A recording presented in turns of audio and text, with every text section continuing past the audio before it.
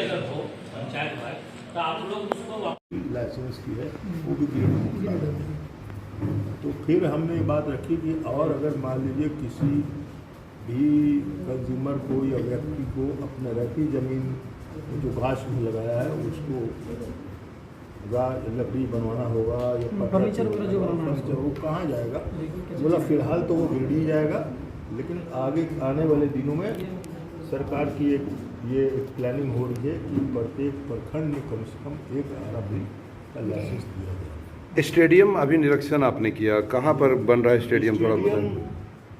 जो है आपके PDO कैंपस के पीछे कस्तूरबा जो स्कूल है और एक और कौन सा ऑफिस है तसर विभाग के सामने, और उधर तालाब है, बस उसी के सामने को मैदान का सिलेक्शन। क्या होगा प्रारूप इसका, क्या होगा स्टेडियम का? स्टेडियम एक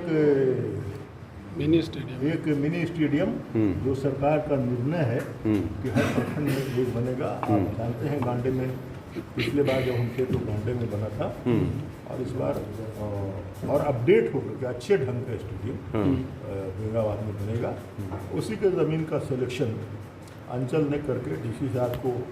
ये कौन से विभाग के द्वारा बन रहा है सर? खेलकूद विभाग। खेलकूद विभाग के द्वारा? खेलकूद विभाग के द्वारा। और सबसे अच्छी बात यह है कि उनको चाहिए 25 एकड़ ना, कितना चाहिए? 4 एकड़। तो पहले हम लोग चाह रहे थे घुटिया का जो फुटबॉल मैदान है उसमें बनाने का, लेकिन वहाँ 1 एकड़ 90 डिसमिल ही जमीन है, तो वहाँ नहीं हो सका, और इतनी बड़ी रहती ज़मीन कोई देगा नहीं। तो हम लोग को ये अच्छा लगा क्योंकि मुख्यालय में भी हो जाएगा और ब्लॉक परिसर के अंदर ही मैं इसको समझूंगा, नज़दीक हो जाएगा सब लोगों के लिए, इधर से भी उधर से भी उधर से भी बीच हो जाएगा, और आने जाने का रास्ता भी दोनों तरफ से हम लोग। ये कब तक पूरा हो जाएगा सर? इसका पूरा होगा तो मैं नहीं जानता हूँ, लेकिन शुरुआत इसकी मैं जल्दी करवा दूँगा। शिलान्यास वगैरह होगा तभी ना होगा।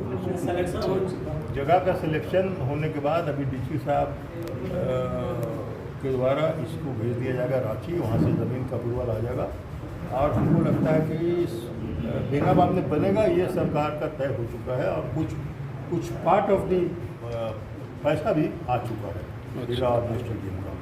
तो बहुत जल्द स्टेडियम का ठीक। बेंगाबाद प्रखंड में विभिन्न विभागों की एक समीक्षा बैठक हमने रखी थी जी। काफ़ी लंबे गैप के बाद ये बैठक हुई है, इसलिए कि वीडियो आपके नए आ गए हैं और उनको थोड़ा टाइम दिया कि वो बात को समझ लें, ज़रा फॉलोअप जो काम हो उसको अपडेट हो जाए। सरकार, राज्य सरकार जिसके मुखिया हेमंत सोरेन जी हैं, उनके द्वारा बहुत सारी योजनाएं नई की शुरुआत हुई है, और विभाग वाइज हम लोग उसकी समीक्षा कर रहे थे। तो कुछ तो काम सेटिस्फाइड है इस प्रखंड में, इसमें आगे हम बढ़े हैं, प्रोग्रेस है। कुछ में थोड़ा कमजोरी है, इसको पॉइंट आउट किया गया और संबंधित अधिकारी को उसको इसमें तेजी लाने के लिए बात भी की गई है। कुल मिला के मैं ये कहूँगा कि राज्य सरकार की जो मंशा है गांव के विकास के लिए, वहाँ पे पूर्ण विद्या के लिए, गांव में हमारे स्कूल चले जो अच्छे ढंग से व्यवस्थित ढंग से रहे, ग्रामीण सड़कों का निर्माण हो, मनरेगा के द्वारा जो कच्चे पक्के काम की व्यवस्था हो, वो सब कामों में निश्चित रूप से हम आगे बढ़ रहे हैं, प्रयास किया जा रहा है। और जहाँ थोड़ा बहुत कुछ कंप्लेन हमारे माननीय सदस्यों ने, विश्वविद्यालय अध्यक्ष, सदस्य एवं जनप्रतिनिधि जो हमारी बैठक में आज मौजूद थे, जो अपनी बातें कुछ पॉइंट आउट उन लोगों ने की थी, तो उसको हम लोगों ने सामने उन बातों को रखा गया और उसका समाधान निकालने की कोशिश की गई है। और सोचता हूँ कि अब महीना में एक बार टाइम निकाल करके समीक्षा बैठक होनी चाहिए, और वो मैं टाइम निकाल के करूँगा, क्योंकि गैप ज़्यादा लंबा हो जाने से फॉलो अप करने में थोड़ी दिक्कत हो जाती है। निश्चित रूप से हम टाइम निकाल के करेंगे। कुछ विभाग अपना प्रतिवेदन लेकर नहीं आए थे, तो हम लोगों ने उनका जो भी पेपर लेके आए थे उससे हमने सदस्यों को अपडेट आया है और कहा कि इसको आप बढ़िया से प्रतिवेदन बना करके प्रखंड विकास पदाधिकारी को दें और जो माननीय सदस्य चाहते हैं आप उनको दे दीजिए। JSLPS जिसमें एक बहुत बड़ा सरकार का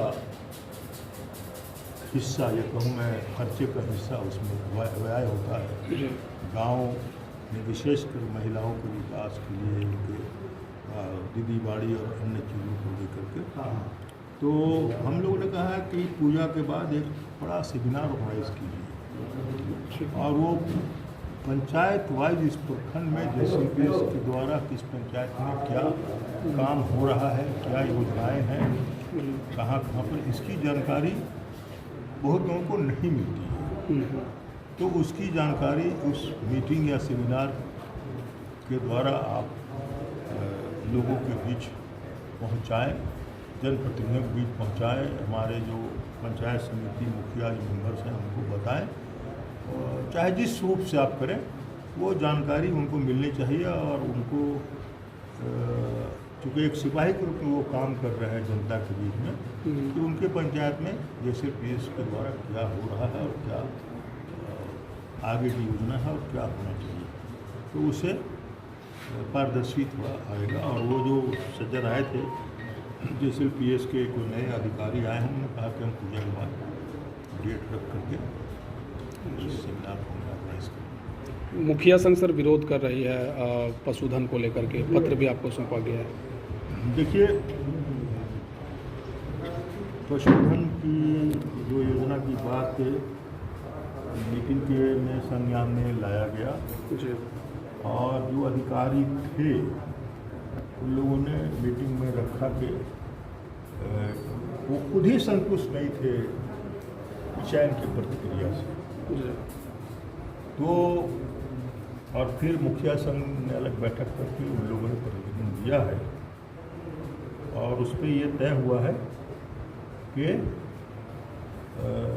पुनः फिर ये मीटिंग रखी जाएगी। और चूँकि मुखिया संघ के लोग भी नहीं मालूम था कि उनको किस कैटेगरी में अनुशंसा करनी है पशुधन योजना के अंतर्गत, क्योंकि उसमें कुछ है 100% का, कुछ सब्सिडी वाला है, कुछ केवल महिलाओं के लिए है। तो ये सब जानकारी बहुत से हमारे मुखिया संघ के लोगों को नहीं थी। तो मैंने उसी मीटिंग से उन लोगों को कहा कि आप लोग हमारे दोनों अधिकारी को जो पशुपालन विभाग के हैं उनको आप लोग कहीं बैठ जाइए, सारी नीचे में बैठक कर रहे हैं, और जो भी जानकारी लेना है, किस तरह से आपको अनुशंसा करना है वो समझ के, और आप लोग अपना पंचायत का प्रतिवेदन मंडे के यानी 16 के फर्स्ट हाफ तक जमा कर दीजिए, और वो पेपर तैयार कर लेंगे पंचायत वाइज जो भी आप लोग दीजिएगा। उन लोगों ने कहा कि बहुत मेहनत से हम लोगों ने बनाया था, लेकिन सब ऐसे ही किनारा रख करके और नए दूसरे ढंग से उसको लिस्ट तैयार की गई है, तो उसको हम लोगों ने नरम कर दिया। और फिर जब वो लोग 16 को कर लेंगे और सब पेपर पर तैयार हो जाएगा, तो 17 के फर्स्ट हाफ में जो कमेटी है सरकार की ओर से बनी हुई, उसकी बैठक पुनः फिर होगी। उसमें BDO साहबा भी रहेंगी, विश्व अध्यक्ष महोदय भी रहेंगे, हमें वक्त मिलेगा, मैं भी मेंबर हूँ, मैं भी आऊँगा, और जो हमारे जिला परिषद के 3 सदस्य हैं वो भी इस कमेटी के मेंबर हैं, और जो विभाग के लोग रहे हुए हैं, और उसमें वो लोग फिर सूची तैयार की जाएगी, क्योंकि बार बार विभाग से सूची जल्दी मांगी जा रही है जैसे कि अधिकारी ने। तो 17 को सूची तैयार करके और कमेटी उसको ऊपर जिला में भेजेगी, जिला से फिर वो मुख्यालय में चला जाएगा। ठीक यही उसका रास्ता निकलेगा। ठीक।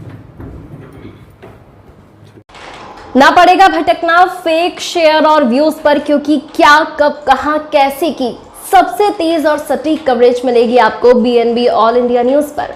हर खबर को आप तक पहुंचाने से पहले खरे सोने की तरह तौलेगा। आप बने रहें BNB ऑल इंडिया न्यूज के साथ, क्योंकि BNB सच है तो बोलेगा।